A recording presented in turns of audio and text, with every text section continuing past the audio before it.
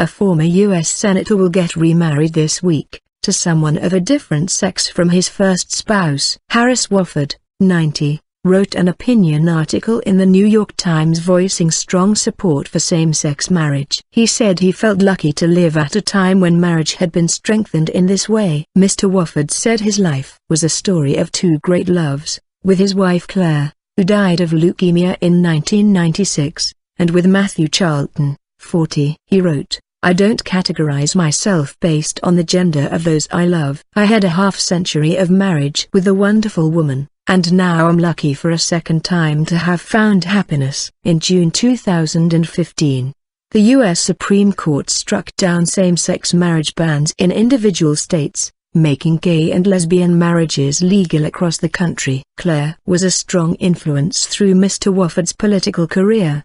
The couple had 3 children together. Mr. Wofford, a Democrat, represented Pennsylvania in the U.S. Senate between 1991 and 1995. He started his political life at the age of 18 by founding the Student Federalists, an organization that promoted world federal government. He went on to become instrumental in the civil rights movement and joined the presidential campaign of John F. Kennedy. Later, he worked with Presidents Bill Clinton and Barack Obama. 5 years after his wife's death, Mr. Wofford met Mr. Charlton. Based on love, Mr. Wofford wrote, "Seeking to change something as deeply ingrained in law and public opinion as the definition of marriage seemed impossible. I was wrong, and should not have been so pessimistic. I had seen firsthand, working and walking with the Reverend Dr. Martin Luther King Jr., that when the time was right, major change for civil rights came to pass in a single creative decade. At age 90, I am lucky to be in an era where the Supreme Court has strengthened what President Obama calls the dignity of marriage by recognizing that matrimony is not based on anyone's sexual nature,